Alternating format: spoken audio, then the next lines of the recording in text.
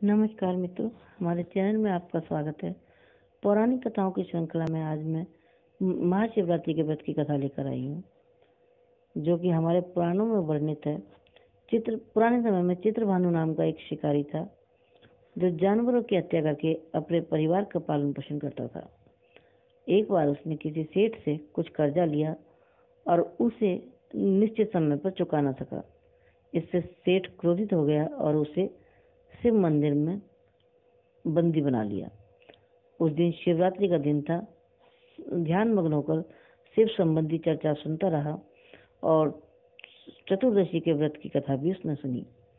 शाम होते ही सेठ ने उसे अपने पास बुलाया और ऋण के विषय में बात की। तो उसने ये वचन दे अगले दिन सारा कर्जा चुका दूंगा, ऐसा वचन देकर वह बंधन से तो छूट गया और अपने शिकार के लिए चला गया। लेकिन दिन भर बंदी गृह में रहने के कारण भूख और प्यास से व्याकुल था।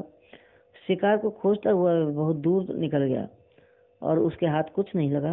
रात हो गई और उसने रात जंगल में ही बिताने का विचार किया। तो उसने वन में ही तालाब के किनारे एक बेल के पेड़ पर चढ़कर अपना पड़ाव डालने लगा। बेल के पेड़ के नीचे शिवलिंग था, जो बेल पत्तों से ढका हुआ था और शिकारी को इसका कुछ भी पता नहीं था। अनजाने में ही शिकारी तो पेड़ से पत्ते टहनी तोड़ तोड़कर गिरता जा रहा था और वो शिवलिंग पर गिरती जा रही थी। इस प्रकार दिन भर भूखा प्यासा रहकर शिकारी का व्रत भी हो गया और शिवलिंग पर बेलपत्र भी चढ़ गए। एक पहर रात्रि बीत जाने पर एक गर्भिणी हिरनी तालाब पर पानी पीने के लिए आई। शिकारी ने धनुष पर तीर चढ़ाया और ज्यों ही प्रतिज्ञा खींची, हिरनी बोली कि मैं गर्भिणी हूँ और शीघ्र ही प्रसव करूंगी। तुम एक साथ दो जीवों की हत्या करोगे, जो कि बहुत बड़ा पाप है।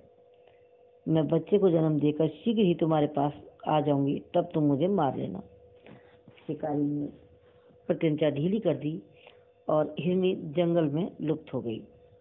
प्रतिज्ञा चढ़ाने के वक्त और उसे ढीली करने के वक्त बेल की पत्तियां फिर टूट गईं और शिवलिंग पर चढ़ गईं। अनायास से टूटकर शिवलिंग पर पत्तियों के गिर जाने से अनजाने में ही प्रथम पैर की पूजा उससे संपन्न हो गई। कुछ ही देर बाद एक और हिरनी वहां से निकली। शिकारी खुश हो गया और उसने धनुष पर तीर चढ़ाया। तभी उस हिरनी ने भी विनम्रता पूर्वक निवेदन किया कि हे शिकारी, मैं थोड़ी देर पहले ही ऋतु से निर्वृत्त हुई हूँ और मैं कामातुर हूँ, अपने प्रिय की खोज में भटक रही हूँ। मैं अपने पति से मिलकर शीघ्र ही तुम्हारे पास आ जाऊंगी। शिकारी ने उसे भी जाने दिया। 2 बार शिकार को खोकर उसका माथा ठनक गया और वह चिंता में पड़ गया और रात्रि के आखिरी पहर बीत रहा था। इस बार भी धनुष से लगकर कुछ पत्तियां शिवलिंग पर जा गिरी और उससे दूसरे पैर की पूजा भी संपन्न हो गई। तभी एक और हिरनी अपने बच्चों के साथ उधर से निकली और शिकारी की खुशी का ठिकाना न रहा और उसने धनुष पर ज्यों ही बाण चढ़ाया और छोड़ने ही वाला था, तो हिरनी बोली, हे शिकारी, मैं इन बच्चों को इनके पिता के हवाले कर कर लौट आऊंगी, तुम मुझे मत मारो अभी। शिकारी हंसा कि मैं अपने हाथ में आए हुए शिकार को कैसे छोड़ दूं? पहले भी मैं 2 बार अपना शिकार खो चुका हूँ, मेरे बच्चे भूखे प्यासे होंगे। उत्तर में हिरनी ने फिर कहा कि जैसे तुम्हें अपने बच्चों की ममता सता रही है, ठीक उसी प्रकार मुझे भी अपने बच्चों की चिंता है। मैं इन्हें इनके पिता के पास छोड़कर तुम्हारे पास लौट आऊंगी। मैं प्रतिज्ञा करती हूँ कि मैं तुम्हारे पास लौट आऊंगी। हिरनी का दया भरे वचन सुनकर शिकारी को उस पर दया आ गई। हिरनी के दीन वचनों को सुनकर शिकारी को उस पर दया आ गई और उसने उस हिरनी को भी जाने दिया। शिकार के अभाव में भूख और प्यास से व्याकुल शिकारी अनजाने में ही बेल के पत्ते तोड़ तोड़कर शिवलिंग पर चढ़ाता जा रहा था। सुबह होने को हुई और एक हष्ट पुष्ट तंदुरुस्त हिरन उसी रास्ते पर आ गया। शिकारी ने सोचा कि अब मैं इसे हाथ से जाने नहीं दूंगा और उसने धनुष पर बाण लगाया। तब वह मृग बोला कि अगर तुमने यहाँ से जाने वाली 3 हिरनियों को जीवन दान दे दिया है तो मुझे भी कुछ वक्त के लिए जीवन दान दे दो, और अगर तुमने उन्हें मार दिया है तो मुझे भी मार दो ताकि मैं उनका वियोग न सह सकूं। मृग की बात सुनकर शिकारी के सामने रात की घटना घूम गई और उसने सारी कथा मृग को सुना दी। तब मृग ने कहा कि मेरी 3 पत्नियां हैं जिस प्रकार प्रतिज्ञाबद्ध होकर गई हैं, अगर मुझे मार दिया तो वो अपने धर्म का पालन नहीं कर पाएंगी। अतः जैसे तुमने उन्हें विश्वास पात्र मानकर छोड़ा है, मुझे भी इसी प्रकार जाने दो।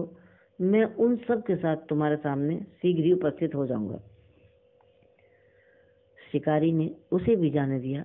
इस प्रकार सुबह हो गई और शिकारी का उपवास, रात्रि जागरण और शिवलिंग पर बेलपत्र भी अनजाने में ही चढ़ गए। शिवरात्रि की पूजा पूर्ण हो गई, पर अनजाने में की हुई पूजा का परिणाम उसे तुरंत ही मिल गया। शिकारी की हिंसक प्रवृत्ति, उसका मन निर्मल हो गया और उसमें भगवत शक्ति का वास हो गया।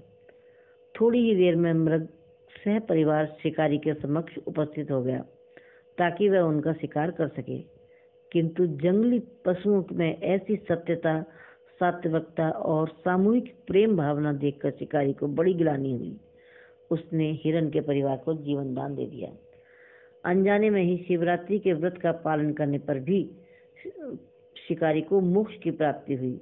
जब उसकी मृत्यु का समय निकट आया तो शिवगण वहां पहुंच गए और उन्होंने, यमदूत भी वहां आ गए, तो शिवगणों ने यमदूतों को भगा दिया और उसे शिवलोक ले गए।